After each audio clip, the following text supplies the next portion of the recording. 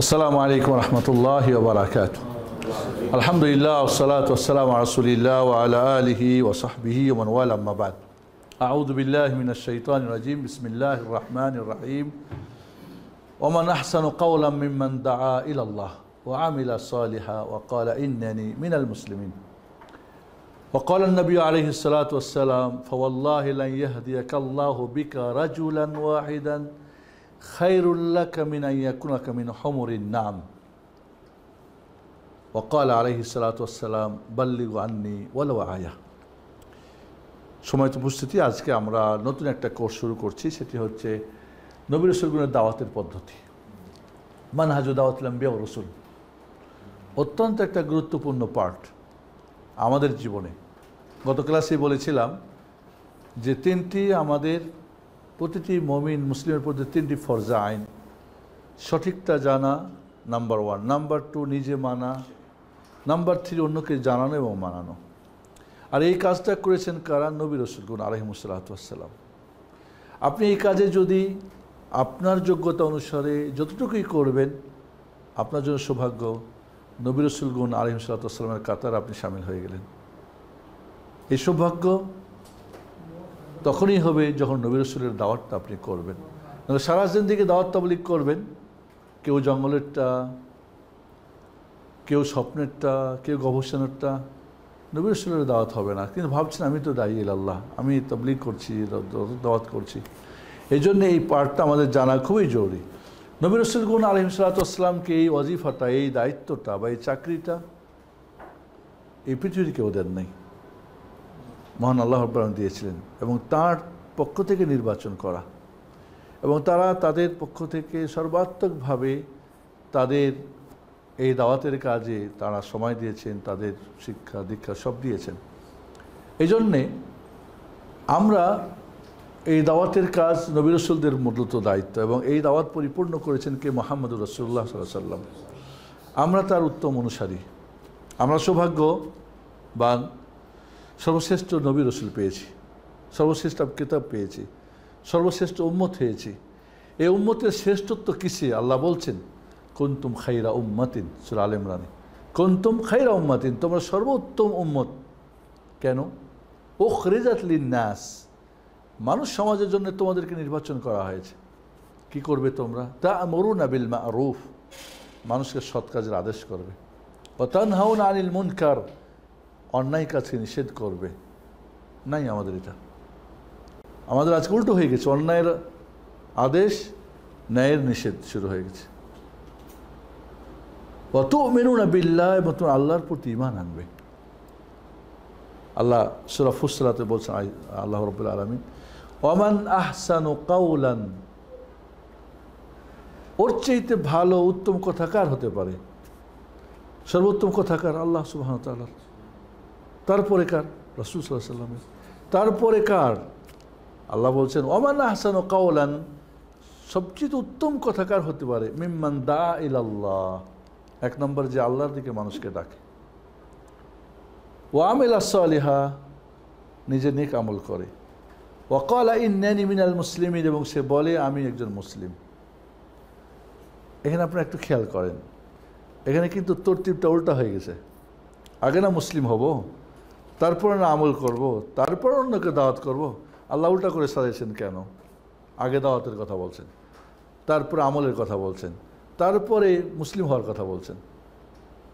এর কারণ হচ্ছে, বুঝি আমরা আয়াতটা, প্রথমত দাওয়াতের গুরুত্ব বেশি আমলের চাইতে, আমলের গুরুত্ব বেশি মুসলিম হওয়ার চাইতে। মুসলিম কেউ যে কেউ হতে পারে, দাওয়াত করতে পারে না। একই বলে আমল করতে পারে না, হয়তো নাম কষ্ট মুসলিম। আবার অনেকে মুসলিম হয়তো আমল করে, দাওয়াত করতে পারে না। তাহলে এখানে দাওয়াতের গুরুত্ব বোঝানোর জন্যই সিরিয়াল আগে নিয়ে আসছে দাওয়াটাকে, যদিও কি নিয়মে 3 নম্বরে হওয়া, চোখে নিয়ে আসছে 1 নম্বরে। 2 নম্বরে হচ্ছে যে একজন মুসলিম যদি মুসলিম হয়ে থেকে যায়, কাজ হবে না, আমল করতে হবে। আমল করে থেকে যায় তো শুধু তার মধ্যেই থাকবে, বাকিরা কই যাবে? দাওয়াত তো করতে হবে। এই জন্য দাওয়াতের ব্যাপারটা, আমরা যখন একজন মুসলিম হব, আমি যখনই একটা শিখতেছি, বললাম না আমল করতে হবে, তখনই আরেকজনকে শেখানোর আগ্রহ থাকতে আমার প্রতি। এই যে একজন মুসলিম হিসেবে আমার দায়িত্বের এই জিনিসটাকে বোঝানোর জন্য আল্লাহ রাব্বুল আলামিন বলছেন যে ওর চেয়েতে উত্তম কথাকে, একটা মানুষকে ভালো কথা বলার আজকে ও নেই।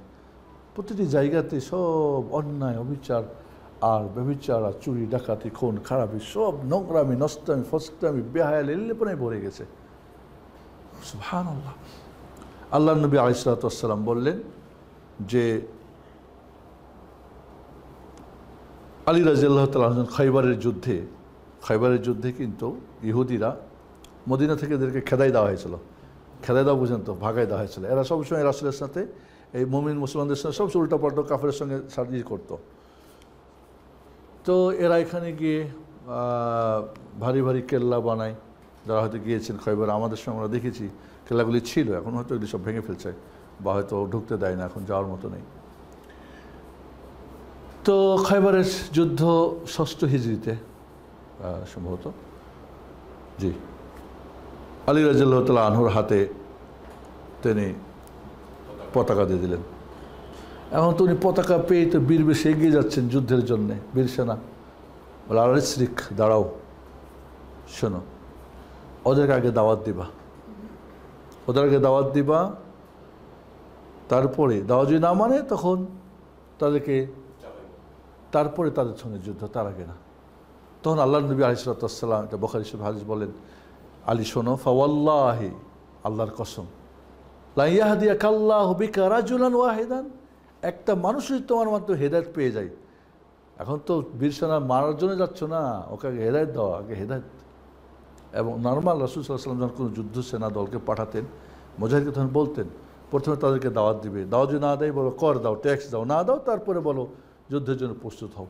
এবং অতর্কিত হামলা করা হারাম, নিষেধ। কোনো গাছগাছালি কাটবে না, কোনো নারীর প্রতি জুলুম করবে না, শিশুর প্রতি করবে না, যারা উপাসনা করছে যে কোনো ধর্মের, তাদের প্রতি আঘাত করবে না।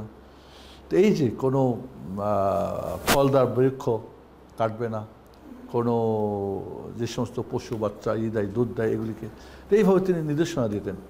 আলী রাদিয়াল্লাহু তাআলা বললেন, ফাওয়াল্লাহ, আল্লাহর কসম, শোনো, ফালা ইয়াহদিয়াকাল্লাহু বিকা রাজুলান ওয়াহিদা, একটা মানুষ যদি তোমার দ্বারা হিদায়াত পায়, খায়রুল লাকা মিন আন ইয়াকুনা মিন হুমুরিন নাম, লাল উষ্টির চাইতে তোমার জন্য এটা কি উত্তম হবে। আরবদের কাছে সেই যুগে সবচেয়ে মূল্যবান বুঝাতে লাল উট বোঝা যেত। এখনও কিন্তু আরবদের কাছে লাল উটের দাম অনেক বেশি। আমি এটা মনে হয় সম্ভবত 2010-12 দিকে সম্ভবত, আমার এখন বিয়ে নেই, একটা উট রিয়াদে, তাও লাল না, চকলেট কালারের অনেকটা, 10 মিলিয়ন রিয়াল দাম তার, উটের দাম 10 মিলিয়ন রিয়াল তার দাম। উটটা হঠাৎ করে কোনো একটা কারণে মারা যায়, তাহলে লাল উট, আমরা তো কিছু বলি না, কিছু বুঝাইতো, একটা বড় কিছু বুঝাইতো, আরও এটা বোঝাতো লাল উট। কারণ এখন ওদের কাছে লাল উট খুব জন্ম কম নাই, লাল প্রুফ ফেরেস লাল হলেও খুব কমের দাম অনেক বেশি। এটা রাজাবাদশারা সাথে এখান থেকে তারা কিনে নেয়। তাহলে এই যে লাল উটের চেয়ে তো উত্তম। আজ কত মানুষ পথহারা, দিশাহারা, কত মানুষ বেদাতে ডুবে আছে, কত মানুষ শিরকে ডুবে আছে, কত মানুষ বেনামাজি, কত বেপর্দা, কত বেহায়া, কত চুরি, মানুষ আজ কত চারিত্র অবক্ষায়, দায়ী নেই, আল্লাহ নাই। আমরা আজকাল যেটা করি এটা শুধু আমাদের চাকরি হিসাবে করি। আসলে একটা মানুষকে হেদায়েতের জন্যে তার কাছে গিয়ে বোঝা, জানা এবং সঠিকটা দেওয়া প্রচণ্ড অভাব। আল্লাহ নবী আলাইহিস সালাতু ওয়াস সালাম বলছেন, বাল্লিগু আন্নি ওয়ালাউ আয়া, একটা আয়াতও যদি জানো আমার থেকে তোমরা প্রচার করে দাও। কঠিন কথা হলো কি, যে হাদিসটা পড়ে আমাদের এক শ্রেণীর হুজুররা বলে একটা জিনিস জানলেও প্রচার করো। রাসূল কিন্তু আয়াতের কথা বলছেন, আর ওরা বলতেছে কি একটা কিছু জানলে, একটা জানার তো নাই, যে কিছু জানলে বলবেন, একটা জাল হাদিস বলে দিবেন। একটা জাল হাদিস যদি জেনে বুঝে কেউ মানুষের কাছে বর্ণনা করে, নিজের ঠিকানা নিজে জাহান্নাম বানায়। আউযুবিল্লাহ। আপনি তাওহীদের নামে শিরকের দিকে দাওয়াত করতেছেন, সুন্নত নামে বিদআত দিয়ে ভরপুর করে দিচ্ছেন, আপনি আল্লাহর দ্বীনের নামে তরিকা মরিকা বানায় কত কিছু করে ফেলতেছেন। দাওয়াত তাবলীগ, কোথায় দাওয়াত তাবলীগ হচ্ছে? তো এই জন্যে আমরা বলবো যে এটা অত্যন্ত গুরুত্বপূর্ণ একটা, আজকে আমরা আপনাদেরকে অনুরোধ করবো যে আপনার আরেকজন করে সাথে করে নিয়ে আসবেন। আমাদের অনেক পুরাতন ভাই আজকে আসে নাই, জানি না সব কোথায় গেছে। তো আমরা আজকে বলবো যে এটা কিন্তু আজকে এটা একটা সৌদি আরবে প্রায় 40টা মতো আমাদের বই ছাপছে আমার। এবং একটা অত্যন্ত বড় বই আপনাদের ফিকাজের ইসলামী ফিকা 2 খণ্ডে আপনারা দেখেছেন, অনেকে হয়তো নিয়েছেন। আমরা একটা কোর্স করতাম, যখন এখন কোর্স করতেছি আপনার সাথে, এরকম একটা কোর্স হতো বাংলাদেশি ভাইদেরকে নিয়ে। এই কোর্স করে পরবর্তীতে ওইটা একটা বইয়া হয়ে গেছে।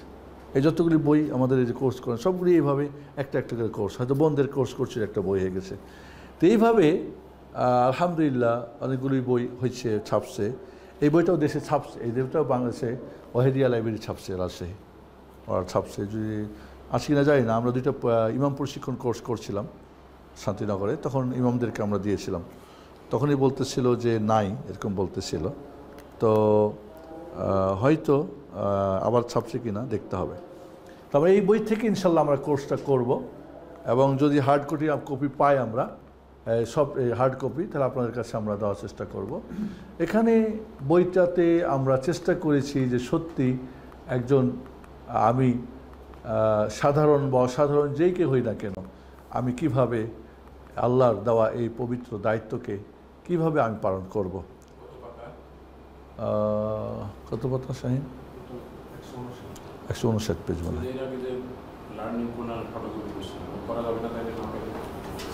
শর্ট করে তাহলে এখানে আমাদের এই জিনিসটা মনে রাখতে হবে প্রথমত, যে এটা দায়িত্ব সবার, প্রত্যেকটা মানুষের এই দাওয়াত এবং তবলিগের কাজটা। দাওয়াত তবলিগ অর্থ কী আমরা এগুলো জানবো। এখানে আল্লাহ রাব্বুল আলামিন আপনাকে অবশ্যই কিয়ামতের দিন জিজ্ঞেস করবেন। আমরা বলি আল আম্বিয়া আর কি আল উলামা ওয়ারাসাতুল আম্বিয়া, ওলামারা নবীদের ওয়ারিস। কিসের ওয়ারিস? লা ইয়ারসুনা দিনার ওয়ালা দিরহামা। রাসূল বলছেন, দেখেন স্পষ্ট করছেন, টাকা পয়সার দিনার দিরহামের ওয়ারিস না এরা। এর ওয়ারিস কি? ইলিমের। ইলিম, নবী রাসূল যে ইলিম, নবী রাসূলের ইলিম কি? ওহির জ্ঞান, কোরআন সুন্নাহর জ্ঞান। এই জ্ঞানই আপনার নাই, আপনি ওয়ালিম হলেন কেমনে? হলেও আপনি তার দায়িত্ব পালন করছেন না, তাহলে আপনি কিসের ওয়ারাসাতুল আম্বিয়া হয়ে গেলেন? আমরা তো এটাই দাবি করি, আসলে আমরা অহংকার করি বা দাবি করি বা আমরা গর্ব করি, গর্ব হওয়ার কথা, কিন্তু আমরা এটার দাবি পূরণ করছি কোথায়? তো আমাদের এই দাওয়াত ও তাবলীগের বিষয়টা আমরা বলবো, আমরা ইনশাআল্লাহ জানবো যে আমরা কিভাবে আমরা এই পৃথিবীকে এই শিরক মুক্ত। এবং একটা কথা প্রথমে বলে রাখি, নবী রাসূলদের আমরা দিন কায়েমের ব্যাপারে অনেক দল মত আমাদের সমাজে আছে, আছে না নাই? অনেক মত আছে। আমার একটা আলোচনা আছে দিন কায়েমের সঠিক পদ্ধতি বা নবী রাসূলের পদ্ধতি।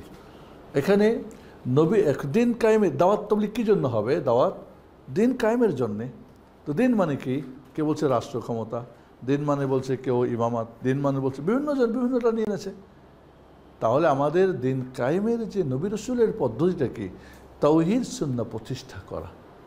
এর মানে কি? তাওহীদ মানে আপনার জীবনে যা কিছু করবেন ছাড়বেন কার? আল্লাহর জন্যে। সুন্নাহ মানে কি? যা কিছু করবেন ছাড়বেন নবীর তরিকা। প্রতিটা মানুষ যদি এই অবস্থা হয়, এই পৃথিবী কি তখন গণতন্ত্রের ভোট চলবে? তখন কি আব্রাহাম লিঙ্কনের গণতন্ত্র চলবে, না মাও সেতুনের, না লেনিনেরই চলবে, সাম্রাজ্যবাদ চলবে? কি বলে? অটোমেটিকলি আসবে নিয়মটা। আপনি মনে করেন আপনার কাছে সিমেন্ট, আপনি কি করলেন? ভিত্তি দিলেন না, পিলার দিলেন না, এবার ছাদ বানাবেন। আহাম্মকের কথা হবে না? আপনার তাকে ভিত্তি দিতে হবে, আপনার তো ইট দিয়ে কাটতে হবে, আপনার সিমেন্ট বালু দিতে, রড দিতে হবে, তারপরে না আপনি গাড়বেন। তাহলে আমরা এখন কি মানে নিশ্চয় করতে চাই না, ব্যাস রেডিমেড কিছু নিয়ে কিছু ফায়দা লুটতে চাই না। আপনাকে শুরু করতে হবে শুরু থেকেই নবী রাসূলগণের পদ্ধতি, যেটা আল্লাহ তার এই জমিনে তার দিন কায়েমের নিয়ম দিয়েছেন। এখন শিয়ারা নিয়েছে ইমামাত কায়েমের মধ্যে দিন কায়েম হবে, একদল নিয়েছে হুকুমাত কায়েম হলে দিন কায়েম হয়ে যাবে, আর একদল ফজিলতের মাধ্যমে দিন কায়েম হয়ে যাবে, আর একদল নিয়ে এনেছে কি তরিকার মাধ্যমে দিন কায়েম হয়ে যাবে, আর একদল বলছে কি যে না না না কি হবে, জেহাদের মধ্যে দিন কায়েম হয়ে যাবে, আরেকজন বলছে মাযহাব কায়েম হলে দিন কায়েম হয়ে যাবে। এগুলি তো দিন কায়েমের নিয়ম না।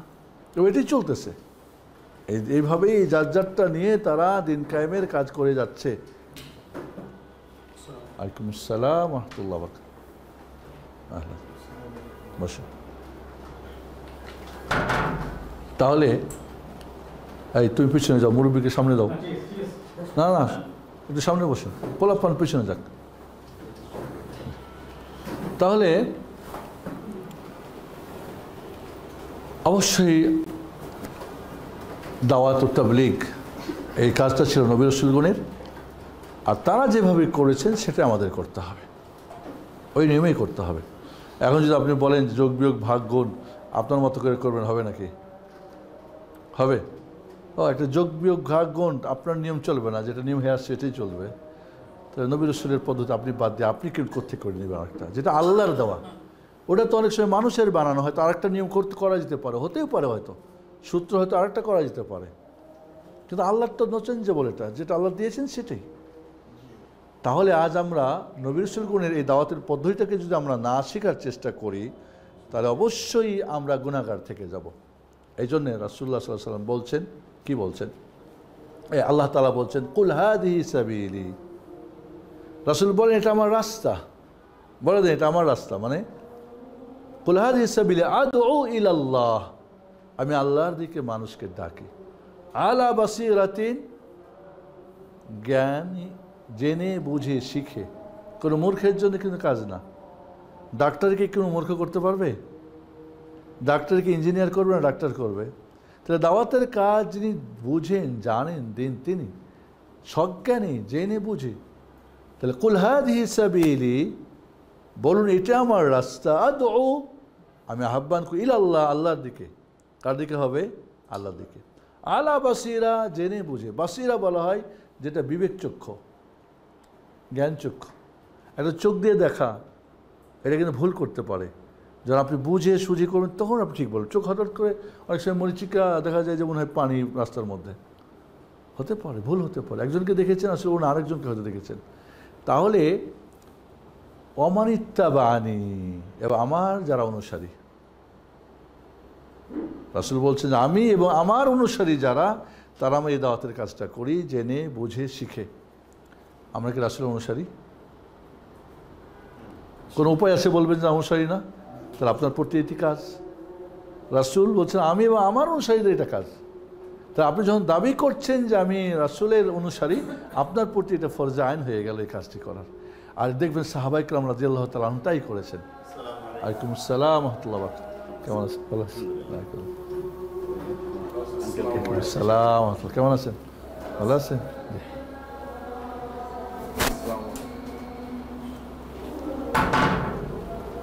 কি মাইক টেস্ট করতেছে নাকি ওয়াজ মাহফিল? এখন তো গরমের দিন।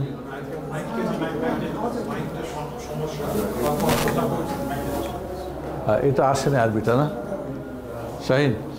এটা আবার ফাইলটাই করতে হবে, যে আগের আরবিগুলো আসে নাই, চেঞ্জ করে দেবো না আজকে। তো উপরে উঠাও, একটু উপরে উঠাও, আমরা একটু ভূমিকাটা পড়ি। দাওয়াত ইলাল্লাহ তথা আল্লাহর দিকে দাওয়াতের ফজিলত ও গুরুত্ব অনেক, কারণ ইহা নবী রাসূলগণের কাজ, আর তারাই হলেন সৃষ্টির সেরা ও আল্লাহর নিকট সবচেয়ে বেশি মর্যাদাবান ব্যক্তি। আল্লাহ তাআলা তাদেরকে মানুষের হেদায়েতের জন্য নির্বাচন করেন, আর আলেমগণ নবীদের জ্ঞান ও দাওয়াতের উত্তরসূরি। দাওয়াত ইলাল্লাহ অর্থাৎ ইলা আল্লাহর দিকে কাজের দ্বারা আহ্বানকারীদের সম্মান ও মর্যাদা অনেক বৃদ্ধি পায়। আল্লাহ তাআলার বাণী ওটা একটু আমার কাছ থেকে চলে না, যে আল্লাহর দিকে দাওয়াত দেয়, সৎকর্ম করে এবং বলে আমি একজন মুসলিম, পূর্ণ আত্মসমর্পণকারী, তার কথা অপেক্ষা আর কার কথা উত্তম হতে পারে? সূরা হামিম সেজদা 33 নম্বর আয়াত, যেটা একটু আগে আমি একটা পড়েছি, যেটা একটু আগে পড়লাম। বলুন এই আমার পথ, আমি আল্লাহর দিকে বুঝে সুঝে দাওয়াত দেই, আমি এবং আমার অনুসারীরা। তাহলে আপনি যদি অনুসারী দাবি করেন যে আমি মুহাম্মদ সাল্লাল্লাহু আলাইহি ওয়াসাল্লাম অনুসারী, আপনার জন্য কি দাওয়াত করাটা ফরজ আইন, করতেই হবে আপনাকে। এবং দৈনন্দিন জীবন আপনার হতে হবে। আমরা অনেক সময় আমার বাড়ির মধ্যে অনেক দাওয়াত করতে পারি, আমার কার্যালয়ে আমি কী বলে যেখানে কাজ করি অফিসে করতে পারি, রাস্তাঘাট করতে পারি, চলতে ফিরতে করতে পারি। বহু জায়গাতে বহু মানুষ উল্টাপাল্টা করছে, আপনি হয়তো একটা কথা বললে সেখানে হয়তো মানুষটা কি সত্যটা শিখতে পারে। আল্লাহ তাআলা বলছেন আমান আহসানু কাওলা কি উদউ ইলা সাবিলি রাব্বিকা বিল হিকমাতি ওয়াল মাউইযাতিল হাসানাতি বিল্লাতি হিয়া আহসান ইন্না রাব্বাকা হুয়া আ'লামু বিমান, কোন সূরা নাহলের। আপনার প্রতিপালকের পথের প্রতি দাওয়াত করুন জ্ঞানের কথা বুঝিয়ে, উদউ ইলা সাবিলি রাব্বিকা বিল হিকমা ওয়াল মাউইযাতিল হাসানা, উত্তম উপদেশ দিয়ে, ওয়াজাদিলহুম বিল্লাতি হিয়া আহসান, এবং তাদের সঙ্গে বিতর্ক করুন উপযুক্ত পছন্দযুক্ত পন্থায়। নিশ্চয় আপনার পালনকর্তাই ওই ব্যক্তি সম্পর্কে বিশেষভাবে জ্ঞাত আছেন যে তার পথ থেকে কে পথভ্রষ্ট হয়ে গেছে এবং তিনি ভালো জানেন তাদেরকে যারা হেদায়েত লাভ করেছেন। সূরা নাহাল 125। এখানে আল্লাহ 3টা পর্যায় বলছেন, জ্ঞানের কথা বুঝিয়ে, উত্তম উপদেশ দিয়ে এবং বিতর্ক পছন্দযুক্ত পন্থায়। ওলামারা এটা ব্যাখ্যায় বলছেন যে জ্ঞানের কথা বলে যারা জ্ঞানী গুণী শিক্ষিত সমাজ, তারা জ্ঞানের কথা বলেন, তারা জ্ঞানকে বুঝবে, তাদের বিবেক বুদ্ধি আছে, ঠিক আছে, তাদেরকে আপনি যখন বুঝাবেন যুক্তি দিয়ে। আপনারা দেখেছেন ডক্টর জাকির নায়েকের শুনেছেন আপনারা, উনি কী করেন, প্রথমে লজিক দিয়ে জ্ঞান দিয়ে আস্তে আস্তে নিয়ে এসে এক জায়গায় ফেলে। তবে তো উঠতে হলে তুমি বুদ্ধি দিয়ে বলো যে হ্যাঁ এটা ঠিক না, তো প্রমাণ দাও, নাই তাহলে তো মানতে হবে। তুমি তো জ্ঞান, তুমি তো বুঝো, সায়েন্স মানো, তুমি বাস্তবতা মানো। এরপরে যারা ধর্মগুরু ওদের ধর্মের বই নিয়ে আসে, এই তোমাদের ধর্মে এই বলছে। তাহলে এই যে যারা জ্ঞানী গুণী তাদেরকে কি দিয়ে, জ্ঞান দিয়ে বোঝাও। যারা সাধারণ পাবলিক, উত্তম উপদেশ দিয়ে। সাধারণ মানুষ এত কিছু বোঝার ওদেরই নেই। আপনি এখন বিজ্ঞানের কথা বলবেন, এই হলো ওই হলো অমুক হলো, এই জন্য এটা দাঁড়ালো, ওদেরকে সাধারণ উপদেশ দেন, সাদামাঠা মানুষ। আর যারা মানতে চায় না, যারা এই দুইটা মানতে চায় না, তর্ক করে, নাস্তিক তর্ক করে, কয় যা দেখি না তা মানি না। নাস্তিকের কথা হলো যা দেখি না তা মানি না। তাহলে ওকে কী করো, পছন্দযুক্ত পন্থায় বিতর্ক করো, গালিগুলাজ না, ওদের কাজে বাজে না, বা সেই না। একজন বলতেছিল যা দেখি না তা মানি না। তাই বললাম যে তোমার বাবা আছে? বলে হ্যাঁ তা তো আছে। কে তোমার বাবা? বলে অমুক, তার নাম কি তুমি জানো, চিনো, দেখেছো? বলে হ্যাঁ চিনছি। আমি তোমার বাবাকে তুমি দেখছো? বলে হ্যাঁ দেখছি তো, নাহলে কেমনি বাবাটাকে? যখন তোমার বাবা তোমার মার সঙ্গে যখন মিলন করেছিল, যে মিলনে তোমার জন্ম, তখন তুমি দেখেছো? না। আজও কি যাকে বাবা ডাকো ওই তোমার বাবা নাকি? তুমি কেমনি বুঝলা? তুমি যা দেখো না তা তো মানো না, তোমার বাপকে তুমি দেখো নাই। এই বড় হয়ে দেখাতে লাভ নাই। যেই দিন তোমার মার সঙ্গে মিলনে তোমার জন্ম হয়েছে সেই হলো তোমার বাবা। আজও কি সে তোমার বাবা? আর তুমি যদি দেখো নাই তাহলে ওর বাবা আনতে পারবা না, তোমার বাবার পরিচয় নেই। তাহলে যে বলবে নাস্তিক সে হলো জারজ সন্তান, তার বাবার পরিচয় নেই, কারণ বাবাকে দেখে নেই সেই, তখন আর কথা বলে না। ও তুমি যা দেখো না তা মানো না, তুমি হাওয়া দেখো, দেখতে পাই হাওয়া আমরা। এই পৃথিবীর কত কিছুই এখন বিজ্ঞানরা বের করেছে যা দেখি না। তো তুমি বলছো আমি যা দেখি তা মানি না। তুমি বলছি অ্যাক্সিডেন্ট, এটা অ্যাক্সিডেন্ট হয়ে সব কিছু হয়ে গেছে। একটা গাড়ি অ্যাক্সিডেন্ট হলে তার কাঁচ মাছ সব ঠিক থাকে নাকি ভেঙে ভেঙে চুরমে ওটাকে ব্যবহারযোগ্য হয়? তো পৃথিবীর সব কিছু অ্যাক্সিডেন্টে সব ব্যবহারযোগ্য একটা নিয়মে, সুন্দর নিয়মে চলছে, এটা হয়। পৃথিবীতে তোমার কোনো একটা যদি অ্যাক্সিডেন্ট হয় তো হয় না, তো এটা কেমন হয়? তোমার যুক্তি কোথায় খাটে এখানে? তুমি যুক্তিও মানো না, তুমি কিছুই মানো না, আসলে তুমি একটা সবচেয়ে মূর্খ। এই জন্য দেখবেন যারা নাস্তিক কোনো সময় দাওয়াত করেন, সবসময় একটা থেকে আরেকটা চলে যাবে, আরেকটা যাবে, একটা জায়গায় স্থির থাকবে না, হুট করে একটা নিয়ে যাবে, হুট করে একটা নিয়ে আসবে। এটা ওদের কাজ, কারণ ওরা জানে যে এক জায়গায় থাকলেও ঠকবে। তাহলে সুবহানাল্লাহ। তাহলে এই যে তিনটা গ্রুপের মানুষের সাথে আল্লাহ রাব্বুল আলামিন কার সাথে কীভাবে দাওয়াতটা করবে, দেখেন কি সুন্দর চমৎকার আল্লাহ বুঝিয়েছেন। এরপরে কোনটা, এরপরে একটা কি, আরেকটা তো দেখতে পাচ্ছি না কি আসছে। হে রাসূল, দাও দেখি রাখো কোনটা, হ্যাঁ, হে রাসূল তাবলীগ প্রচার করো। আচ্ছা, ইয়া আইয়ুহার রাসূল বাল্লিগ মা উনজিলা ইলাইকা মির রাব্বিক। ইয়া আইয়ুহার রাসূল, হে রাসূল, বাল্লিগ তাবলীগ করুন, প্রচার করুন, মা যা উনজিলা অবতীর্ণ করা হয়েছে, ইলাইকা আপনার কাছে, মির রাব্বিক আপনার রবের পক্ষ থেকে। হে রাসূল আপনার কাছে আপনার রবের পক্ষ থেকে যা আসছে। একটা ওয়াহি মাতলু যেটা পড়ে পড়ে জিবরিল শুনে, সেটা কিন্তু কোরআন। একটা গায়ের মাতলু যেটা পড়ে না কিন্তু আল্লাহ ইলহাম করছে রাসূলকে, সেটাও কিন্তু ওয়াহি। ওয়াহি দুই প্রকার, ওয়াহি মাতলু আল কোরআন, ওয়াহি গায়ের মাতলু যেটা বিশুদ্ধ হাদিস। এইগুলি আপনি কি করেন? তাবলীগ করেন, প্রচার করেন। ইয়া আইয়ুহার রাসূল বাল্লিগ মা উনজিলা ইলাইকা মির রাব্বিক ওয়া ইন লাম তাফআল ফামা বাল্লাগতা রিসালাতা। আর এই আপনার কাছে যে ওয়াহি আসছে, এটা যদি আপনি তাবলীগ না করেন তা আপনি রিসালাতের দায়িত্ব পালন করেন না। আপনি যে একজন মেসেঞ্জার, আপনার যে মেসেজ আসছে, মেসেজগুলো তাহলে আপনি পৌঁছালেন না, আপনার দায়িত্বতে আপনি অবহেলা করলেন। আল্লাহু ইয়াসিমুকা মিনান নাস, আল্লাহ আপনাকে মানুষ থেকে হেফাজত করবেন। এই আয়াতটা নাজিল হওয়ার আগ পর্যন্ত রাসূল ভয় করতেন, আতঙ্ক করতেন, রাসূল সাহাবারা পাহারা দিতেন। যখন এটা নাজিল হলো, আল্লাহ বলছেন যে আল্লাহ আপনার পাহারা দেবেন, সবাইকে বলে তোমার যার যার ঘরে যাও, কারণ আল্লাহ এখন দায়িত্ব নিয়েছে, আমাকে কেউ মারতে পারবে না, আমার কোনো প্রয়োজন নেই পাহারার। সুবহানাল্লাহ। ইন্নাল্লাহ লা ইয়াহদিল কওমাল কাফিরিন, আল্লাহ রাব্বুল কাফির জাতিকে হেদায়েত দান করেন না। তাবলীগ হবে কিসের? যেটা আল্লাহর পক্ষ থেকে আসছে। দাওয়াত হবে কিসের? আল্লাহর দিকে। দাওয়াত হবে আল্লাহর দিকে, আর তাবলীগ হবে আল্লাহর পক্ষ থেকে যেটা শেষা। এখন তাবলীগ হয় যার যারটা, কেউ স্বপ্নে পাইছে, কেউ জঙ্গলে পাইছে, কেউ গবেষণা করে পাইছে, আর দাওয়াত হয় যার যার দলের মতের তরিকার দিকে। কোথায় দাওয়াত তাবলীগ বলেন আপনারা? এই জন্যে যার যার প্ল্যাটফর্ম ভিন্ন, ভিন্ন ভিন্ন জায়গাতে তারা একটা জায়গাতে আসতে পারেনি। পারছে? যদি হতো আল্লাহর দাওয়াত, যদি আল্লাহর তাবলীগ হতো, একটা জায়গায় সব থাকতাম, কেন ছিন্ন ভিন্ন বিভিন্ন দলমত? কারণ এই জায়গাটা আমরা কি করেছি? করি নাই। তাবলীগ করো, তাবলীগ রাসূল করেছেন। কি তাবলীগ করেছেন রাসূল? আপনি কিসের করছেন? দাওয়াত করেন, কিসের দাওয়াত করছেন? এই জন্য অত্যন্ত এই জিনিসটা আমাদের খুবই জরুরি, এবং এটা আমি আলেমদেরকে প্রশিক্ষণ আমরা দিই। কিন্তু আসলে আমার দেশের মানে সবসময় কি এই দাওয়াত তাবলীগের বিনিময়ে আপনি কিছু পেতে চান, তাহলে তো হবে না, সেটা আল্লাহর কাছে পাইতে হবে। দুনিয়ায় যদি আপনি কিছু নগদ পান, সেটা আল্লাহর পক্ষ থেকে আপনি পেয়ে যান ভালো, কিন্তু ওইটার জন্য আপনি কন্ট্যাক্ট করতেছেন, এত অত তমুক সমুক এই সেই। এক সময় 50 টাকা কম বেশির জন্য এক মসজিদ ছাড়া এক মসজিদ, এক মাস আর এক মাসে চলে যেত। সুবহানাল্লাহ। আজও তারপরে যে হাদিসটা আপনাকে শুনেছি,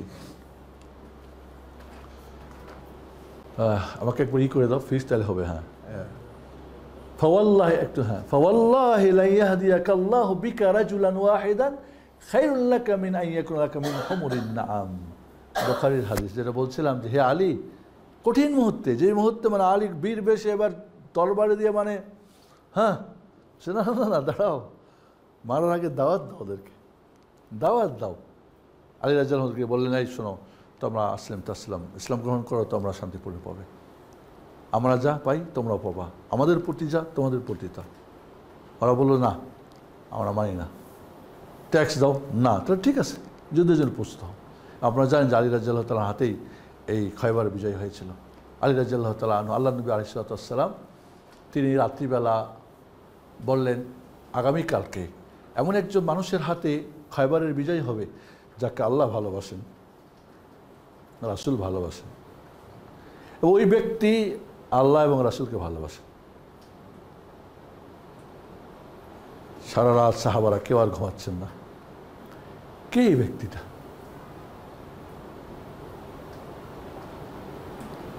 আল্লাহ এবং রাসূল তাকে ভালোবাসেন।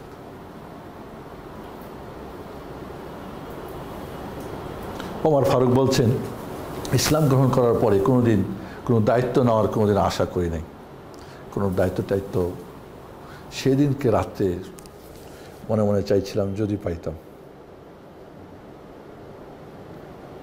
ওমর রাদিয়াল্লাহু বলছেন, মানে ইমারাত মানে কোনো দায়িত্ব চাওয়া কিন্তু নিষেধ। রাসূল বলছেন, যারা চাই তাদেরকে আমরা দিই না এবং চাইবো না, চাইতে নিষেধ করছেন।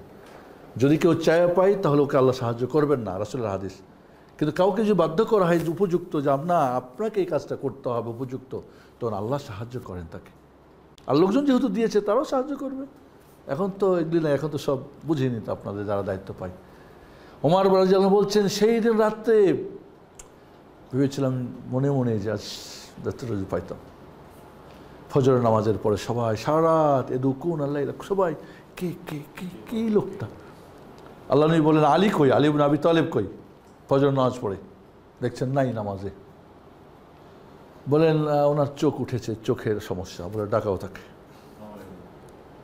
ডাকালেন, ডাকার পর রাসূল সাল্লাল্লাহু আলাইহি ওয়াসাল্লাম তার মুখের থুথু মোবারক ওনার চোখে লাগাই দিলেন, সাথে সাথে সুস্থ হয়ে পতাকা দিলেন, হাতে নাও যাও। সেই তখনকার এই কথাটি, ফাওয়াল্লাহি লা ইয়াহদিয়াকাল্লাহু বিকা রাজুলান ওয়াহিদান খায়রুন লাকা মিন আন ইয়াকুনা লাকা হুমুরুন নাআম। বুখারীর হাদিস। আজকে আমরা হেদায়েতের জন্যে, আমি নিজেরই হেদায়েতের জন্য চিন্তা করছি না, আরেকজনের না, নিজের হেদায়েতের চেষ্টা করতে হবে। পুরো কোরআন হেদায়েত, হেদায়েত না? আলিফ লাম মিম যালিকাল কিতাব লা রাইবা ফিহি হুদাল লিল মুত্তাকিন। এরপরে রাসূল সাল্লাল্লাহু আলাইহি ওয়াসাল্লাম বলছেন বাল্লিগু আন্নি ওয়ালাউ আয়া, এটাও বুখারীর হাদিস, আমার থেকে একটি আয়াত হলেও তা প্রচার করো। দুঃখজনক আয়াতটা কিন্তু আমরা হাদিসটা বলি অনুবাদ করি, কি একটু আগে বলেছি, একটা কিছু জানলেও ভালো প্রচার করে দাও না। আয়া কোরআন আয়াত কি যে কিছু গল্প কিসসা কাহিনী? নো, আয়াত। কারণ আল্লাহ নবী আলাইহিস সালাম সুবহানাল্লাহ সাহাবা ইকরাম রাদিয়াল্লাহু তাআলা আনহুমকে এমনভাবেই তৈরি করেছিলেন যে তারা আল্লাহর দেওয়া যে দায়িত্ব রাসূলের প্রতি ছিল সেই দায়িত্বটা সাহাবারা নিয়েছেন এবং তার পরবর্তীতে তারা সেই দায়িত্ব পালনে তারা নেমে গেছেন মাঠে। আর সেই জায়গাটা একটা জায়গাতে গিয়ে বন্ধ হয়ে গেছে, এটা মসজিদ আর মাদ্রাসার চৌহদ্দির মধ্যেই থেকে গেছে, এটা আর বাইরে যাবে না। বহু মাদ্রাসা প্রতিষ্ঠান, আমি 93 সালের দিকে প্রথম এতে গিয়েছিলাম। ঠান্ডা লাগলে এসিটা বন্ধ করে দেন, পিছনে এসিটা বন্ধ করে দাও। হ্যাঁ না, ঠান্ডা হয়ে গেছিল মাশাআল্লাহ। তো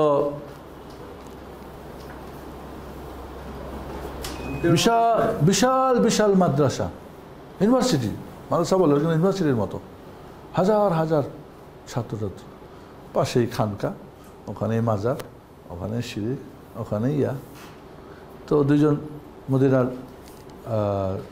পিএইচডি করার টিচার ছিল আমার সাথে, বললো যে এরা করে কি? ওদের বললো তোমরা করো কি এখানে? এরা করে কি বলেন তো? ওই চৌহদ্দির মধ্যে খায়, পড়ায়, থাকে ওখানে, এরা বাইরে যায় না। একজন জিজ্ঞেস করলাম যে আপনারা দাওয়াতের কাজ করেন? হ্যাঁ আমরা তাবলিগ জামাতের সাথে তুলে দিই। তাবলিগ জামাত তো জাহেল মূর্খরা করে, আপনারা আলেমরা ওদের সাথে যান। আপনাদের মাসের প্রোগ্রাম কি সাধারণ মানুষকে দাওয়াত করার জন্য, দিন শেখানোর জন্য? কোনো প্রোগ্রাম নেই, কিচ্ছু নেই। ওখানে খায়, ওখানে ঘুমায়, ওখানে থাকে, আশেপাশে শিরক বেদাত মানুষ। আজ বাংলাদেশের মাটিতে দাওয়াত কোথায়? আর যেগুলি আছে সব দলমতে আছে। অরিজিনালি কোরআন সুন্নাহর দাওয়াত তাবলিগ প্রচণ্ড অভাব আমাদের মাঝে। এখানে একটা হাদিস, অত্যন্ত গুরুত্বপূর্ণ হাদিস, এই হাদিসটা আমরা পড়ব। আর হুযায়ফা বিন ইয়ামান রাদিয়াল্লাহু আনহু يقول كان الناس يسألون رسول الله صلى الله عليه وسلم عن الخير وكنت أسأل عن الشر مخافة أن يدركني।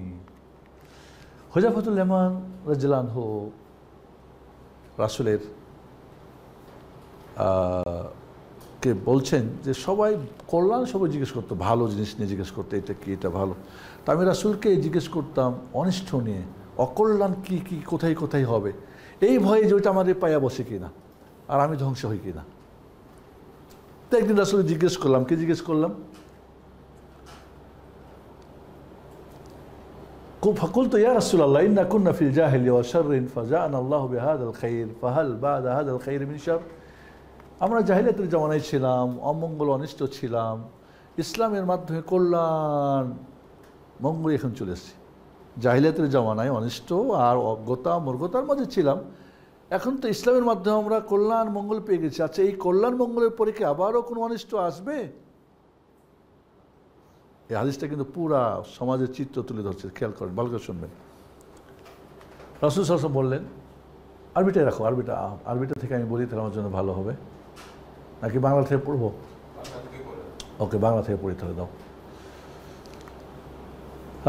হুযায়ফা বিন ইয়ামান হতে বর্ণিত রাদিয়াল্লাহু, তিনি বলেন রাসূলুল্লাহ সাল্লাল্লাহু আলাইহি ওয়াসাল্লামকে মানুষ কল্যাণ সম্পর্কে জিজ্ঞাসা করতো, আর অকল্যাণ আমাকে পেয়ে বসবে এই ভয়ে আমি জিজ্ঞাসা করতাম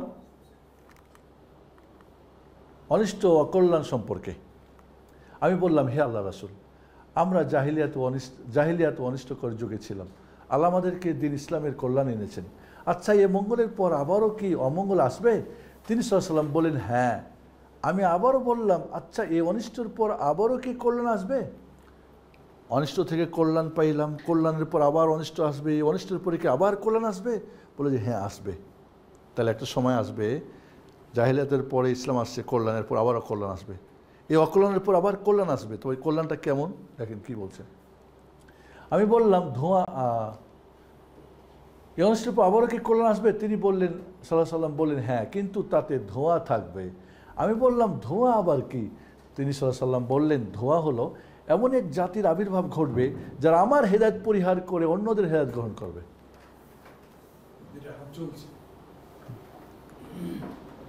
300 মিলে তরিকা আছে, তবে তরিকা মোহাম্মদ কই গেল? কোরআন সুন্নাহ কই গেল? এখন বলি এই সেই দুনিয়ার সবার আপন আপন আছে, সংগঠনের বিভিন্ন বই আছে, পত্র আছে, বিভিন্ন সিলেবাস আছে, তো কোরআন সুন্নাহ আমার হেদায়েত বাদ দিয়ে নিজেদের ওরা কী করবে? অন্য হেদায়েত নেবে। বাস্তব তাই হচ্ছে এখন। দেখেন তারপরে কি, তাদের মাঝে কিছু ভালো পাবে, আবার কিছু মন্দ দেখবে, কিছু তাওহীদ করবে, কিছু শিরক করবে, কিছু সুন্নত করবে, কিছু বিরাত করবে, কিছু সহিহ মানবে, কিছু জয়ীফ মানবে, কিছু কোরআন হাদিস মানবে, কিছু বাপদাদা মানবে। এখন কি তাই হয়েছে না হয় নাই? মিক্স চলতেছে। এরপরে কি দেখেন কি বলছে, আচ্ছা এ ধোঁয়া মিশ্রিত কল্যাণের পর কি আর কোনো অনিষ্ট আসবে? ঠিক আছে, ভালো মন্দ থাকবে, মানে কিছু কল্যাণ কিছু অকল্যাণ, এরপরে কি আবারও অকল্যাণ আসবে? মানে সব ভরে যাবে অন্যায় দিয়ে? তিনি সাল্লাল্লাহু আলাইহি সাল্লাম বললেন, হ্যাঁ, আল্লাহর দিনের পথে এক শ্রেণীর আহ্বানকারীরা, খেয়াল করেন, এরপরে একটা অনিষ্ট চলে আসবে। কি অনিষ্ট? এক শ্রেণীর আহ্বান আল্লাহর দিনের পথে এক শ্রেণীর আহ্বানকারী, মানে দায়ীরা, যারা জাহান্নামের দরজায় উপর হতে জান্নাতের নামে আহ্বান করবে। নাউজুবিল্লাহ। জাহান্নামের দরজায় দাঁড়িয়ে বলে আসো এটা জান্নাতের পথ। শিরিকের দিকে ডাকবে বলে এটাই তাওহীদ, বিদআতের দিকে ডাকবে এটাই সুন্নাহ, জয়ীফ জাল ডাকবে এটাই আল্লাহর নবী বলেছেন। আমার আল্লাহ কয়, কোথায় আল্লাহ আমার কইছে? আমার কিছু ওয়াজ আছে না করে, আমার আল্লাহ কয়, ওয়াজ দেয়, সুর দেয়, কোথায় কইছে বাবা, কেমনে কইছে?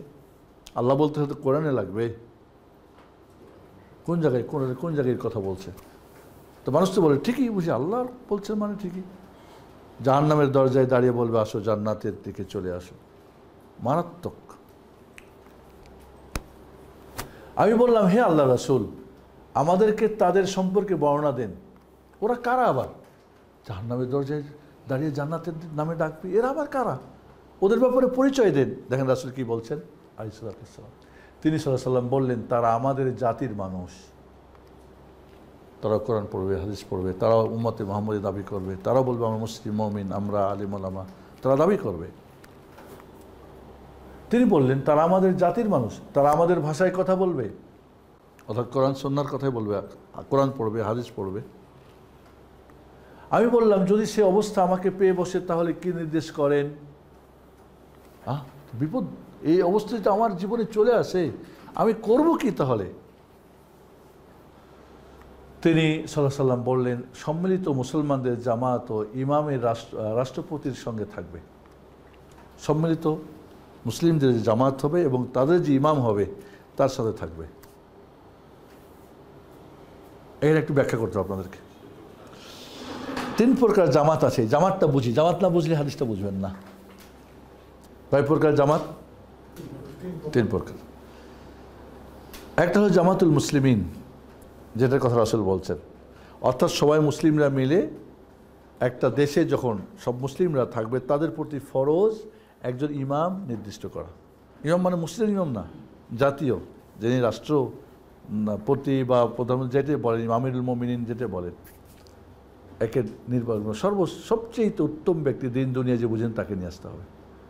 তখন তিনি বায়াত হবে, তিনি জাহাদ করবেন, তিনি সোলজার তৈরি করবেন, যুদ্ধস্ত্র করবেন, সব কিছু তিনি এই দেশটি চালাবেন। এবং তার কাজ হয়ে মাত্র 2টা, একামাতুদ্দিন ওয়া সিয়াসাতুদ্দুনিয়া বিহি, দিন কায়েম করা। দিন কায়েম মানে কি? ওই যে তাওহীদ সুন্নাহ কায়েম করবে, শিরক আর বেদাত সব জায়গাতে আল্লাহ রাসূল চলবে, আর আল্লাহ রাসূল যত পন্থা যত আছে সব উড়াই দেবে। ব্যাস, তো কী থাকবে তাহলে ওই দেশে? ওই দেশের মানুষ তাহলে কী করবে? ওরা বলবে ভোটের মাধ্যমে অমুককে নিয়ে আসবো, চোর বাটপারকে? অসম্ভব। এই হলো কি জামাতুল মুসলিমিন। আরেকটা জামাত হলো জামাতুল মানহাজ, আদর্শ জামাত। আদর্শ রাসূলুল্লাহ সাল্লাল্লাহু আলাইহি ওয়াসাল্লাম বললেন, ইফতারাকাতিন নাসারা আলা 71 ফিরকা, খ্রিস্টানরা 71টা দলে বিভক্ত হয়েছে, কুল্লুহা ফিন্নার ইল্লা ওয়াহিদা, একটা বাদ দিয়ে 70টা জাহান্নামী। কারা? খ্রিস্টানদের, সরি ইহুদিদের। ইফতারাকাতিল ইয়াহুদ ইলা 71 ফিরকা কুল্লুহা ফিন্নার ওয়াহিদা। যারা মূসা ইসলাম এবং তাওরাত মেনেছিল তারা জান্নাতে যাবে, বাকি সব কোথায় জাহান্নামে যাবে। অফতারাকাতিন নাস আলা সিনতাম ওয়া সাবঈনা ফিরকা, আর খ্রিস্টানরা 72 দল, একটা বেড়ে 72 হয়ে গেল। কুল্লুহা ফিন্নার ইল্লা ওয়াহিদা, সবগুলো জাহান্নামে যাবে একটা বাদ দিয়ে। কে ওইটা? যারা ঈসা আলাইহিস সালাম এবং ইনজিলকে মেনেছিল। ওয়াসাতাফতারিকু উম্মতি ইলা 73 ফিরকা, আর আমার উম্মত হয়ে যাবে 73 দল। আমার রাসূল বলছে আমার উম্মত, উম্মতের বাইরে না, যারা অর্থাৎ মুসলিম মুমিন, যারা নিজেরা দাবি করছে যে আমি মুসলমান, ইসলামের ভিতরে কত হবে? 73। কুল্লুহা ফিন্নার ইল্লা ওয়াহিদা, সবগুলো জাহান্নামে যাবে একটা ব্যতিরেকে। সাহাবা ইকরাম জিজ্ঞেস মান হুম ইয়া রাসূলুল্লাহ, তারা কারা? এই দলটা কারা? বললেন মিসলু মা আনা আলাইহি ইয়াউম আসহাবি, আমি এবং আমার সাহাবা ইকরাম যে আদর্শের উপরে আজকে আছি, তাওহীদ সুন্নাহর উপরে, শিরক বিদআত মুক্ত এই আদর্শের উপরে যারা থাকবে তারাই হলো এই জান্নাতি দল। ফার্স্ট ক্লাস ফার্স্ট হওয়া অনেক কঠিন, বা পাস করা অনেক সহজ। 72-এর যে কোনো এক জায়গাতে থাকা সম্ভব, বাট এক যেটা জান্নাতি এইখানে থাকা অনেক কঠিন না? কঠিন না? অনেক কঠিন। এবং রাসূল বর্ণনা দিলেন যে আমি রাসূলের যুগে কত ইমাম ছিল, কত মাযহাব ছিল। আপনাদের যত দল মত তরিকা মরিকা এগুলো কী ছিল? তখন চিশতি ছিল, চিশতিয়া, নকশবন্দিয়া, তাহেরিয়া, কাদেরিয়া, হানাফি, শাফি, মালিকি, হাম্বলি, এই যে কত কিছু আমরা আজ বের করছি। তখন কি মাজার ছিল? শাহপুরানা, শাহজালাল মখদুম, এই সেই শাহ মাকদুম, সে তো কোরআন সুন্নাহ ছিল না। রাসূল বলছে তারাকতু ফীকুম আমরাইন, তোমাদের কাছে দুইটা ছেড়ে গেলাম, মাইন তামাসসাকতুম বিহিমা, এই দুইটাকে মজবুত করে আঁকড়ে ধরো, লান তাদিল্লু, কোশ্চিনকালেও পথভ্রষ্ট হবে না। আমরা আজকে যদি চিন্তা করি, সাধারণ বাদ দেন, অসাধারণ যারা আলেম ওলামা, তারা দিন কট্টুক কোরআন সুন্নাহ মানতেছে। এই 30 পারা কোরআন কট্টুক তারা নিজে মানে এবং মানতে বলে, কট্টুক তারা দাওয়াত করে, তাবলীগ করে। অসাধারণ যারা পীর, অসাধারণ যারা পীর সাহেব, যারা জান্নাতের সার্টিফিকেট নিয়ে ঘোরে, যারা বয়া হয়ে আসবে, জান্নাতের কিয়ামতের দিন পার করে নেবে, সুপারিশ করে নেবে, তারা কট্টুক করতেছে। এটা তখনই বুঝবেন বাংলার টিচার কিন্তু অঙ্কের খাতা দেখলে হবে না, হবে? বুঝবে? সায়েন্সের টিচার, কি বলে, কমার্সের টিচার সায়েন্স, তাহলে এটা তো বুঝবে যে আলেম, যে কোরআন সুন্নাহ যে বুঝে, সে দেখবে যে সত্যিকারে কত নম্বরেও আছে। আমরা প্রথমত একটা মাযহাব নিয়ে নিয়েছি, 4 মাযহাবের এক মাযহাব হলে কট্টুক হয়, 4 ভাগের 1 ভাগে চলে গেলেন, তাহলে 4টা নিয়ে না পুরোটা। আপনি বলছেন আপনি পুরা, তো পুরা দলিল করে আপনার কথায়, সব জায়গায় তো খালি চাপাবাজিতে চলতেছেন। তাহলে এইটা না, ওইটা না, সেইটা না। তাহলে এটা জামাতুল মানহাজ, আদর্শ জামাত। এর জন্য ইমাম দরকার নাই, বায়াত দরকার নাই, রাষ্ট্র দরকার নাই, পৃথিবীর যে যে প্রান্তে যে যেখানে থাকবে এই আদর্শের উপরে সেই এর দলভুক্ত। বোঝা গেছে এই জামাতটা। আরেকটা কি জামাতুদ দাওয়া, যেটা আমরা এখন কথা বলতেছি, জামাতুদ দাওয়া, দাওয়াতের জামাত, মানুষকে আহ্বান করার জন্যে। এই জামাতুদ দাওয়া, জামাতুদ দাওয়া মানুষকে এই কোরআন সুন্নাহর দিকে দাওয়াত করা, কোরআন সুন্নাহকে প্রচার করা, তাওহীদ সুন্নাহকে প্রতিষ্ঠা করা, শিরক বিদআত কাজ করা। আজ মাজার ভাঙলে কষ্ট লাগে, তাহলে এরা কি মুসলমান দাবি করে না? যেখানে শিরক হয়, গাঁজা খায়, ব্যভিচার হয়, তাহলে এরাও তো মুসলমান দাবি করতেছে। এদের পক্ষ তো এই কাজ করছে মানুষ। দেখলাম তো লাইভে অনেকেই বাউজাজে কমেন্ট করতেছে। তো যাই হোক, কথা হচ্ছে কি, যে এই যে জামাতুদ দাওয়া, হ্যাঁ জামাতুদ দাওয়া, আপনি হয়তো আমরা 3 নম্বর সেক্টর একটা করলাম, আমরা দাওয়াত করছি, ওখানে করছি, এক একজন এক একটা সাইডে করছে, কেউ অনলাইনে করছে, কেউ অফলাইনে করছে, আমরা এখানে একটা করছি, এটা দাওয়াত না? এই যে আমরা বসে এখানে একটা কোর্স করছি, একটা দাওয়াত, এটা একটা দাওয়াত। এর জন্য কি বায়াত করতে হবে? এর জন্য কি ইমাম লাগবে? এর জন্য কি লাগবে, রাষ্ট্র ক্ষমতা লাগবে? না, এই দাওয়াতের একাধিক ময়দান হতে পারে, তবে সবগুলি হবে আলা মিনহাজিন নবুয়া, আলা মিনহাজিদ দাওয়াতুল আম্বিয়া ওয়া রাসূল, নবী রাসূলদের দাওয়াত হবে। এবং এটা খুব সহজ জিনিস, তাওহীদ সুন্নাহ কায়েম হবে, শিরক বিদআত কাজ হবে, A to Z সব জায়গাতে শেষ।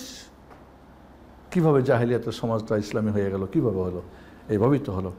এর আগে তো বলছেন রাসূল সাল্লাল্লাহু আলাইহি ওয়াসাল্লাম আগে মক্কা বিজয় করছিলেন না মক্কার মানুষগুলিকে জয় করছিলেন? কোনটা? স্বাধীন কার আগে হয়েছিল? ব্যক্তি পরাধীন হয়ে দেশ স্বাধীনের কী মূল্য আছে বলেন আপনারা? এই যে 53 বছরে দেখে আসছেন কি হয়েছে, দেশ স্বাধীন হয়েছে না, কিন্তু মানুষ যারা স্বাধীন এই লোকগুলি তো আরেকজনের গোলাম হয়ে বসে আছে। 25 বছর তো চুক্তি করছে ওর বাপে, আর বেটি তো আরও কত কিছু এই সেই করে, আর যেই যখন আসছে তখনই। কারণ এই পরাধীন মানুষ কখন স্বাধীনতা রাখতে পারে না। পরাধীনতার নামে, স্বাধীনতার নামে পরাধীনতা, মেজর জলিলের একটা বই আছে লেখা, পড়ছেন আপনারা? পড়ছেন? ও লিখেছেন না যে আমি কেন প্রথম, উনি কতজন নাম্বার দিয়েছিলেন, রেজিমেন্টে দিয়েছিলেন, আমি কেন প্রথম কি রাষ্ট্রদ্রোহী রাষ্ট্রদ্রোহী যুদ্ধবন্দী হলাম, কিরকম একটা যেন কোনো ইয়ে আছে। কেন? হ্যাঁ, কেন ইন্ডিয়ারা সব নিয়ে যাবে, দাঁড়াও। আর এই জন্যে তাকে জেল খাটতে হলো। তাহলে এইভাবে কখনই হয় না। তাহলে কি জামাত বুঝছেন এবার?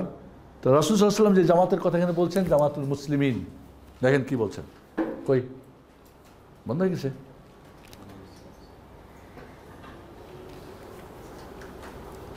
আমার একটা ফোন আসতে পারে মনে হয়, কত আসলো, রাস্তাঘাটে কোথাও চলার ইয়ে আছে নাকি? তোমার কাছে একটা ফোন আসতে পারে, হ্যাঁ, আমার ভগ্নিপতি ইব্রাহিম ফোন দিতে পারে, দেখিও, ওরা রাস্তাতে আছে, একটা মিটিং হওয়ার কথা আছে। চলুন হাদিসটা পূর্ণ করে আমরা শেষ করবো। আপনি একটু দাঁড়ান, সবাই দাঁড়ান, একটু দাঁড়ান, একটু ব্যায়াম করেন, বসে বসে ঝরে গেছে, সবাই একটু দাঁড়ান, একটু ব্যায়াম করে আজকে এই সুযোগে আমাদের। হ্যাঁ এসে গেছে, আর একটু একটু করেন। হ্যাঁ, ওপরে নেন, ওপরে, ফৌক, তাহাত, আমাম, খালফ, ইয়ামিন, আমরা আরবিতে করাই, ইয়াসার, ওপরে, নিচে, সামনে, পিছনে, ডানে, বামে। ওকে, একটু আমরা ইটা করি। হ্যাঁ, আমরা মুখ দিয়ে টেনে নাক দিয়ে ছাড়বো। হ্যাঁ,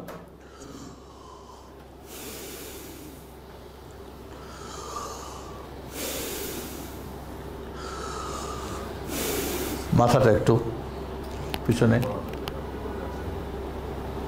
ডানে, দেখেন আমার ব্যথাটা করে দিন না, বামে, সামনে, পিছনে। জি, আপনার একটু পিঠের ব্যায়াম আছে, করতে পারলে ভালো। দেখেন আমার দেখেন, এই যে এইভাবে বাঁধেন, পিঠে এখানে রাখেন, মধ্যখানে দেখবেন, দেখবেন পুরো আপনার যে বসে থাকার কারণে পিঠটা হয়ে গেছিলো, একটু বাঁকা সোজা হয়ে যাবে। দেখেন, হ্যাঁ, এই দেখেন আমার ফুটছে, কিন্তু এখন আমি আবার 1 ঘন্টা দাঁড়িয়ে থাকলে আমার সমস্যা হবে না, মানে আমি খুব স্মুথলি করতে পারবো। বসেন সবাই, বসে আর একটু ব্যায়াম, একটু পিঠটা হেলান দেন, এটা দরকার আছে, কারণ ব্রেন অংশ হ্যাং হয়ে যায়। আমরা করি না, কি বলে এটাকে, ফ্রেশ করি, যে রিফ্রেশ। হ্যাঁ, এবার কিন্তু আমরা টানবো, নাক দিয়ে ছাড়বো মুখ দিয়ে। এবার নিন,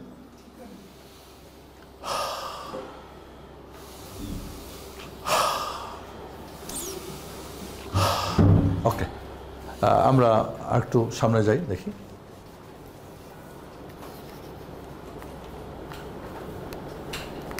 ওকে, তিনি সাল্লাল্লাহু আলাইহি ওয়াসাল্লাম বললেন, সম্মিলিত মুসলমানদের জামাত ও ইমামের রাষ্ট্রপতির সঙ্গে থাকবেন।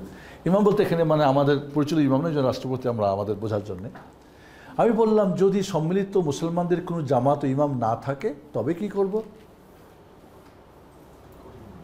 নাই, আমাদের আছে, মুসলিমদের আমাদের কোনো জামাত আছে সম্মিলিত, যার আছে জামাত, বিভিন্ন জামাত আছে, ইমামও নেই, আছে আমাদের কি বলে গণতন্ত্রের কুফিবাদের। তাহলে কি করব? দেখেন কি বলছেন তিনি সাল্লাল্লাহু আলাইহি ওয়াসাল্লাম বলেন, ওই সমস্ত দল ছেড়ে একাকী থাকবে, যদিও গাছের শিকড় দাঁত দ্বারা ধরে হোক না কেন, আর এভাবে মৃত্যু আসা পর্যন্ত থাকবে। রাসূল বলেন, ফাতাজিল তিলকাল ফিরাকা কুল্লাহা ওয়ালাউ আন তাআদ্দা বিআসলি শাজারা। রাসূল বললেন, তুমি গাছের জড় কেন কামড়তে বলছি পরে বলছি, একাকী হয়ে যাবা, কোনো দলের মতে যাবা না, কারণ যেখানে যাবো সেখানে তো ওর মতো থাকবে, ওর মতো চাই। দেখেন না, সব দল তার মতো ও নিতে চাই, ওর মতো করতে চাই, বা আরেকজনের ব্যাপারে কুৎসা রটাচ্ছে, আরেকজনকে কাফের ফতোয়া দিচ্ছে, আরেকজনকে মুশরিক বলতেছে, এইটাই করতেছে। যদিও তুমি একটা গাছের জড় কামড় দিয়ে ধরে থাকো, কোনো বর্ণ আছে তুমি চলে যাবা জঙ্গলে, ওখানে গিয়ে থাকবা, পাহাড়ে।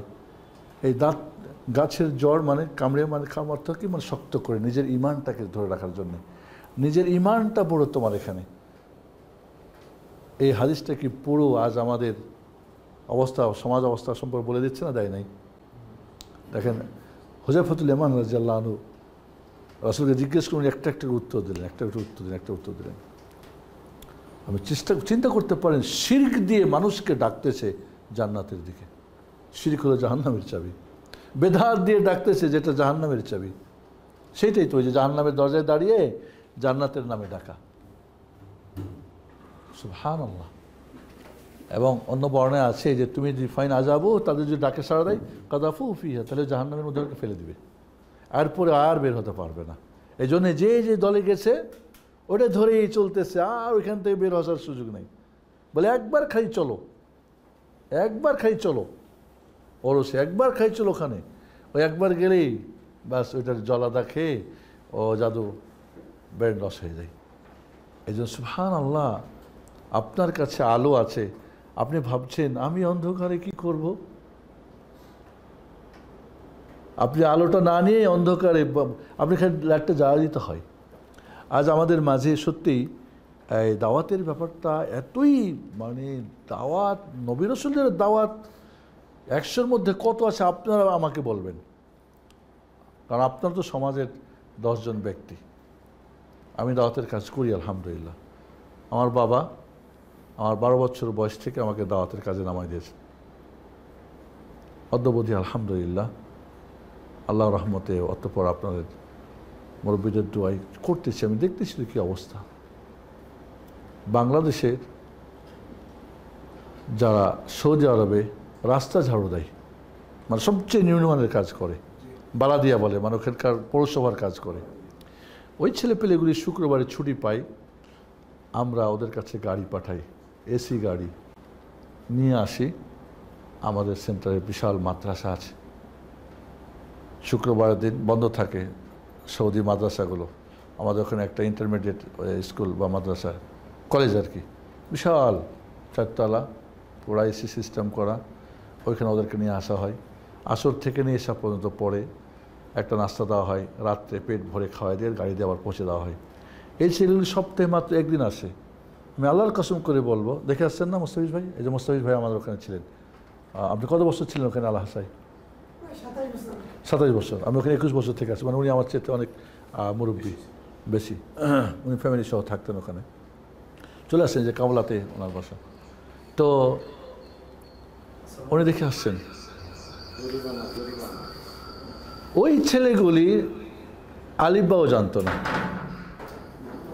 আমার একজন ছাত্র জয়নুল আবেদিন নাম, বাড়ি হচ্ছে নরসিংদীর কোথাও, আলিফবাও জানতো না, ও ক বাও অবাও জানতো না।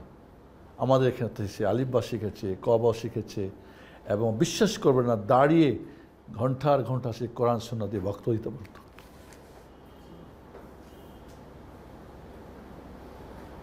দুঃখজনক হলো সে কিন্তু অ্যাক্সিডেন্ট করে মারা যায়।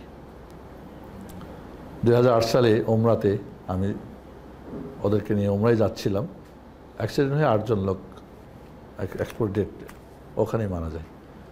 9ম ব্যক্তি আমার ফায়সালা হলে হতো হয়তো। আমি 14 ঘন্টা সেন্সেসের পরে আল্লাহ আমাকে ফিরে রাখছে। দেখছি আমরা ওইখানে ওই ছেলেগুলি তাওহীদ বুঝে, শিরক বুঝে, কোরআন বুঝে, হাদিস বোঝার জন্য চেষ্টা করে, কনস্ট্রাকশনের কাজ করে, ভারী কাজ করে, কিন্তু ওরা দিন শেখার জন্য মাশাআল্লাহ। ওর পাশে ওদের ক্যাম্পে আর 2 জনকে কেমনে নিয়ে আসবে, কেমনে শিখাবে, এই যে এই কোর্সগুলি ওরা করতো। আর আমার দেশের বলেন, কেউ বলছে কোনোদিন যে আসো কোরআন শিখো? কেউ বলছে এই বলো তো দেখি তাওহীদ কাকে বলে? বলছে শিখাইছে? নাই আমাদের সমাজে। আমরা যা কিছু করি তা কিছু বিনিময় চাই, এইভাবে পুরো কমার্শিয়াল না। এই জন্য আজকে দেশটা একে দোষান ওকে দেশান, ওই বেটা ওই বেটি অমুকের বউ এসে করছে না, আমরা কোথায় গেছি? অন্যদের কি দেখবো? আমার ঘরের কথা আমরা দেখি, অন্যের আমি ঘর দেখবো কিন্তু আমাদের ঘর আমরা দেখি, আলেমরা আমাদের ঘর দেখি। তো এই জন্য দাওয়াতের বিষয়টা কেন এত জটিল কঠিন হয়ে গেছে, নাই এবং বুঝে না এবং করতে চাই না। আমরা কেউ দোয়া করছি এখন এই নতুন স্বাধীন হওয়ার পরে যে আল্লাহ একটা কী দিয়ে দাও, কি বলে ন্যায়পরায়ণ রাষ্ট্রনায়ক দিয়ে দাও। আর একজন লিখতেছি কি যে একজন রাষ্ট্রনায়কের কেমন হবে, গুণাবলী হবে, আকাশ থেকে উড়ে আসবে? হ্যাঁ, আকাশ থেকে উড়ে আসবে স্বপ্ন দেখলে হবে নাকি? আপনাকে তৃণমূল পর্যন্ত পৌঁছতে হবে, যেতে হবে। আজ বহু দল মত কাজ করছে, কিন্তু এইখানে যার যার এই দলের বেলে এত দফা, এই দলের এত দফা, অত দফা, 19 এর 21 এর 22, আল্লাহ তো কয়টা দিয়েছেন? আল্লাহ কয়টা দিয়েছেন? আল্লাহটা পরিপূর্ণ হয় না, কারণ আল্লাহটা দিয়ে হলে কি আল্লাহর দিনের হবে, আমার তো আর হবে না, আমার সংগঠন দলের তো হবে না, আমারটা হয়তো হলে তো ওখানে আরও কিছু লাগবে, তাহলে আমার মতো হবে, আমার পদ মত, আমার টাকা পয়সা হবে। এই জন্য আপনাদেরকে আমি অনুরোধ করবো, নামাজ কি সোয়ারটাই করা হয়েছে এখানে? তো জাযাকুমুল্লাহ খের, আল্লাহ সুবহানাহু ওয়া তাআলা, আমি আশা করব যারা আজকে আছেন পুরো কোর্সটা আল্লাহর রাস্তায় করবেন। হ্যাঁ, এটা বইও ছাপছে, হার্ড কপি যদি চান তো আমরা দেখবো, যোগাযোগ করে ছাপছে এটা ওই দেখ। হ্যাঁ, আর এমনি তো আমাদের ইয়েতে গ্রুপে পিডিএফটা তুমি এটা দিও না, আমি আর একটু এইটা যে আরবিগুলো আসে নাই, পিডিএফ আবার এটা আগে তো আপডেট করতে হবে। তো চেষ্টা করবেন, এবং আমরা চাই যে আপনার আরেকজনকে সাথে করে নিয়ে আসেন। হতে তো পারে একজন ভাই নিয়ে আসলে, রাসূল বলছেন যে ফাল ইউবাল্লিগুশ শাহিদুল গায়বা, উপস্থিতরা অনুপস্থিতকে পৌঁছে দিবা। কোথাকার কথা এটা বলেন জানেন আপনারা? বিদায় হজে, হাসান বারাকাল্লাহ। বিদায় হজে বললেন যে তোমরা যারা উপস্থিত আছো অনুপস্থিতের কাছে এটা পৌঁছে দিবা, এবং বললেন রুব্বা মুবাল্লাগ আফকা, অনেকে যারা পৌঁছাবো ও বেশি জানে, আমি হয়তো কম জানি কিন্তু পৌঁছাবো মাশাআল্লাহ ওইটা নিয়ে উনি একা 100। আমি হয়তো শিখেছি কিন্তু আমি কিছু করতে পারছি না, কিন্তু এমন একজনকে শিখাই দিলাম ও জানতো না, ওইটা নিয়ে মাশাআল্লাহ অনেক সে ভালো বোঝে, অনেক সে ভালো কাজ করে।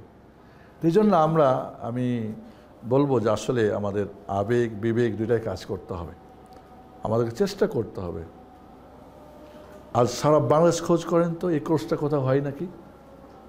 সারা বাংলাদেশ খোঁজ করেন, এইভাবে নবী রাসূলের দাওয়াতের পদ্ধতি শেখানো হয়। তাও আবার যারা শিক্ষিত ডাক্তার, হয়তো ইঞ্জিনিয়ার বা রিটায়ারমেন্ট বা বিজনেসম্যান বা এসে আলেম, কারণ আলেমদেরকে শিখে ওরা তো অনেক কিছু জানে, ওরা তো এটা শিখলে তো ওদের ফায়দা নেই, ওটা শিখলে তো এখানে আর এখানে ফায়দা হবে না। আমি অবাক হই, আমি এই কোর্সটা মানে একবার করছিলাম এতে আমাদের দিনাজপুর চিরির বন্দরে, তো প্রায় 350 মতো লোক।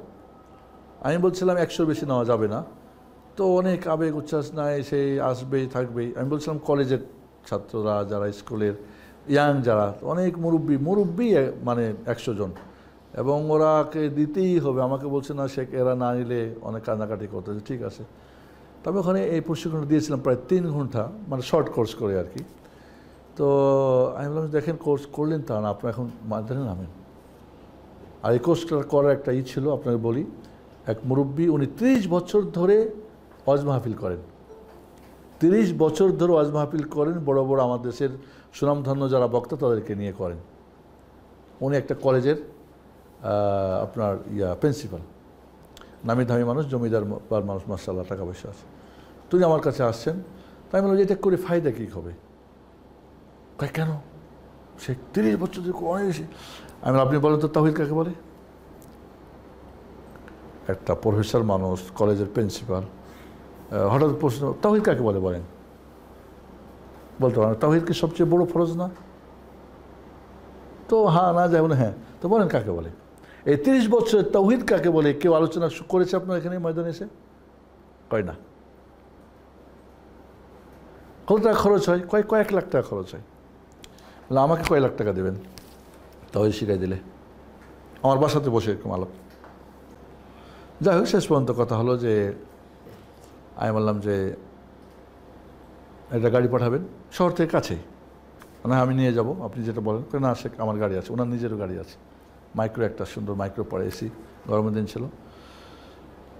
সকাল 8টা থেকে সম্ভবত সকাল 8টা থেকে জুমার নামাজ পর্যন্ত, আবার জুমার খুতবাও দিয়েছিলাম ওখানে।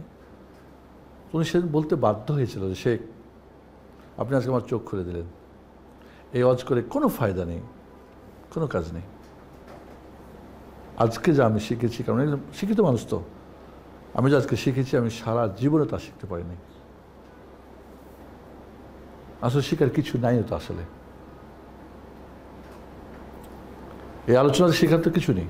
তো যাই হোক, আমি আপনাদেরকে অনুরোধ করব যে আপনারা আগ্রহ সহকারে আসবেন। আপনাদেরকে একটা মেসেজ এর আগে অনেক আগে দিয়েছিলাম যে না ভাই আপনি তো পুরাতন মনে হয় যায়, নতুন করে বলি আবার, মনে রাখবেন যদি আপনার মনটা না কাঁদে রবিবার আর বুধবারের জন্যে, কখন এই সময়টা আমার আসবে, মাগরিব পড়বো কখন, আর এই ক্লাসে যাব, এই সময়টা যদি আপনি সর্বোত্তম সময় না মনে করতে পারেন, আপনি হতভাগা।